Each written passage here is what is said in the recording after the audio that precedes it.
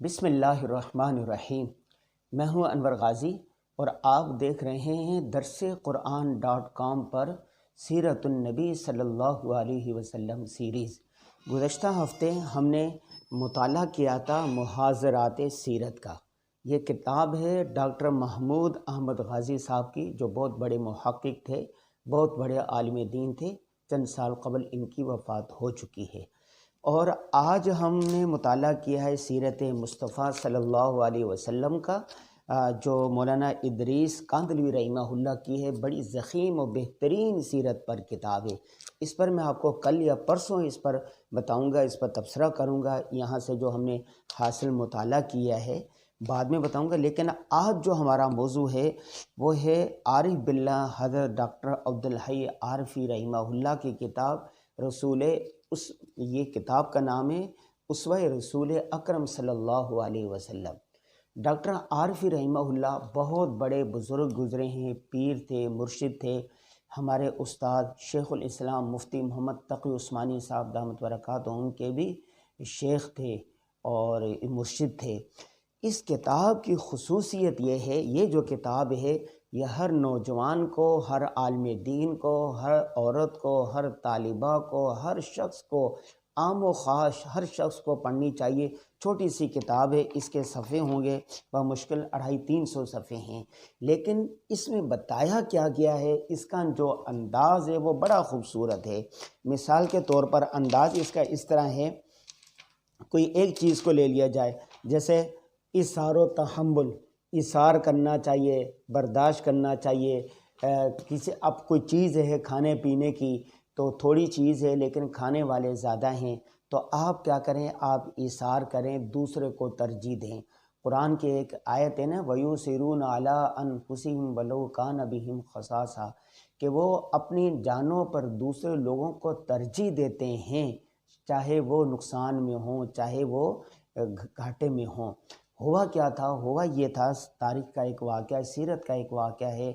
جنگ کے اندر ایک جنگ تھی، اس کے اندر کسی کو بہت سارے زخمی اس طرح رکھے ہوئے تھے، پڑے ہوئے تھے۔ ایک کو پانی کے پیاس لگی، اس نے پانی مانگا، اس کو پانی دیا گیا تو اگلے سے کراہنے کی آواز آئی پانی، اس نے آگے دے دیا، پھر آگے کراہنے کی آواز آئی تو انہوں نے پانی آگے دے دیا۔ کئی جگہ تک وہ پانی گیا لیکن پانی واپس پلٹا تو کیا ہوا، پھر سب کی جان آفرین کے سپرد ہو چکی تھی۔ ٹھیک ہے، اور اسی طرح تاریخ کا ایک یہ بھی واقعہ، سیرت میں یہ واقعہ موجود ہے، باقاعدہ موجود ہے، کہ کسی کے گھر مہمان آیا اور کھانا کم تھا، اور اس نے یہ کہا اپنی بیوی کو کہ بھئی کھانا کم ہے، جب ہم کھانے لگیں تو جو چراغ ہے آپ نے وہ بجھا دینا ہے۔ جب مہمان کھانا کھاتا لگا تو دوسرا میزبان تھا، وہ اسی طرح ہاتھ ہلاتا رہا یہاں تک کہ کھانا اس نے پیٹ بھر کے کھا لیا۔ اپنے اوپر دوسروں کو ایثار کرنا، دوسروں کو ترجیح دینا کہ میرے بھائی کا پیٹ بھر جائے، میرے بھائی کی ضرورت پوری ہو جائے۔ جو شخص اپنے بھائی کی ضرورت پوری کرنے میں لگا رہتا ہے، اللہ تبارک و تعالیٰ اور اللہ کا غیبی نظام اس کی ضرورتیں پوری کر دیتا ہے۔ یہ جو کتاب ہے اس میں چھوٹی چھوٹی ایک واقعے کو لے کر مثلا یہ لکھا ہوا ہے کہ سچ، الصدق ینجی، انسان کو ہمیشہ سچ بولنا چاہیے۔ قرآن میں سچ بولنے کے فضائل، حدیث پاک میں سچ بولنے کی جو واقعات آئیں ان سب کو لکھ کر پھر بتایا گیا ہے کہ ایک سچ انسان کو نجات دے دیتا ہے اور ایک جھوٹ جو ہے وہ انسان کو تباہ و برباد کر کے رکھ دیتا ہے۔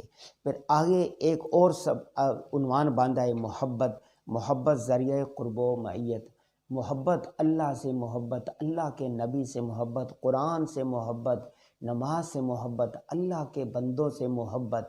جب ایک ایک آدمی سے آپ محبت کریں گے اور خالصتاً اللہ تبارک و تعالیٰ کے لیے محبت کریں گے تو وہ من احب للہ و اعطا للہ و منع للہ و ابغض للہ فقد استکمل الایمان۔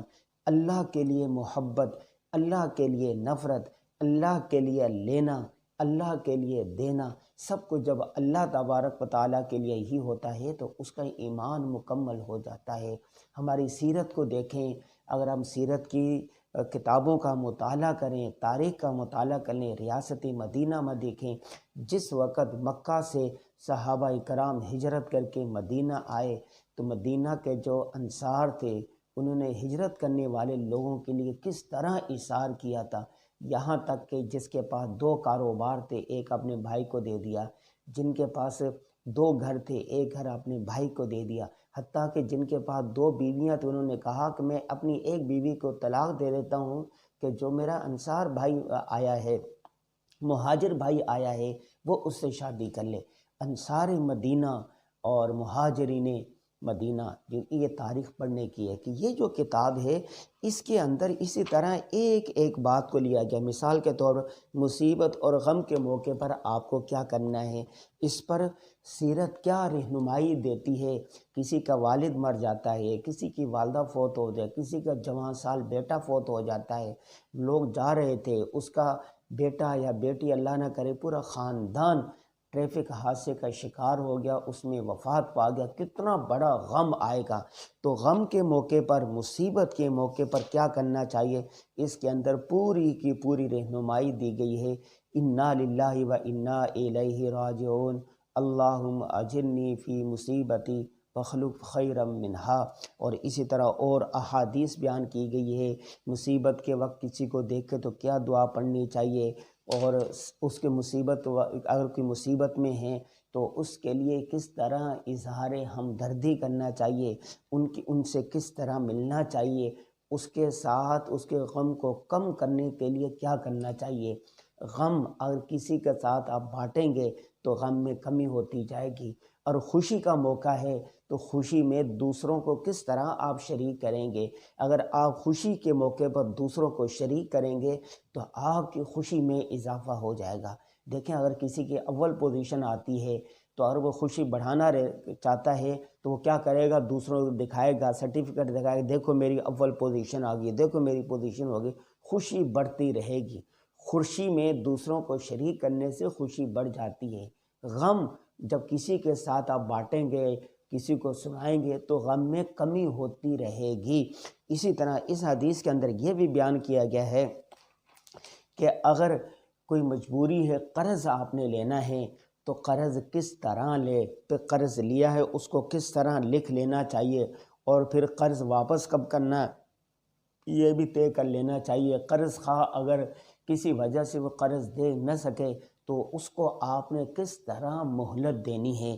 یہ کتاب پڑھتے چلے جائیں اور ایک ایک چیز پیدائش سے لے کے موت تک جتنے واقعات، ان سب بچپن، لڑکپن، پہ شادی، پہ جوانی، پہ نوجوانی، پہ جوانی، پھر یہ 30 سے 40 سال کی عمر کے اندر، پھر بڑھاپا، پھر بڑھاپے کے بعد پھر آپ نے کوئی مر جاتا ہے، پھر اس کے بعد پھر مرنے کے بعد ایصال ثواب کس طرح کرنا ہے، یہ سارا کا سارا احسان اگر کسی نے کیا ہے، کسی پر شکر کیا ہے، شکر کرنا کس طرح ضروری ہے۔ اگر کسی نے من لم یشکر الناس لم یشکر اللہ، جو بندوں کا شکر ادا نہیں کرتا وہ اللہ کا شکریہ بھی ادا نہیں کرتا۔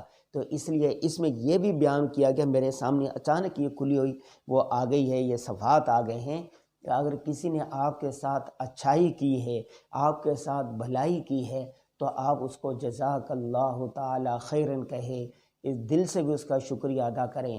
اگر اس پر کبھی کوئی مصیبت آ جاتی ہے، پریشانی آ جاتی ہے تو اس کا بھی شکر اس وقت اس میں بھی آپ شامل ہو کر اس کو شکریہ کا موقع فراہم کریں۔ تو میں یہ جو کتاب ہے، اچھا ابھی 12 ربیع الاول گزری ہے، ربیع الاول کا مہینہ چل رہا ہے لیکن 12 ربیع الاول گزر گئی ہے، تو اس میں کس طرح نئی نئی بدعات شامل ہو گئی ہے۔ بدعات پر پورا حضرت نے لکھا ہے، بدعت کس کو کہتے ہیں، بدعت کی ممانعت کیا ہے۔ مثلا حضرت جابر رضی اللہ تعالیٰ عنہ سے روایت ہے، رسول اللہ صلی اللہ علیہ وسلم نے فرمایا، خدا کے حمد کے بعد معلوم ہونا چاہیے کہ سب سے بہتر حدیث بات خدا کی کتاب ہے، اور بہترین راہ یعنی سنت حضرت محمد صلی اللہ علیہ وسلم کی راہ ہے، اور بہترین چیزوں میں سے وہ چیز جس کو دین میں نکالا گیا ہے وہ بدعت نئی چیز ہے، وہ گمراہی ہے۔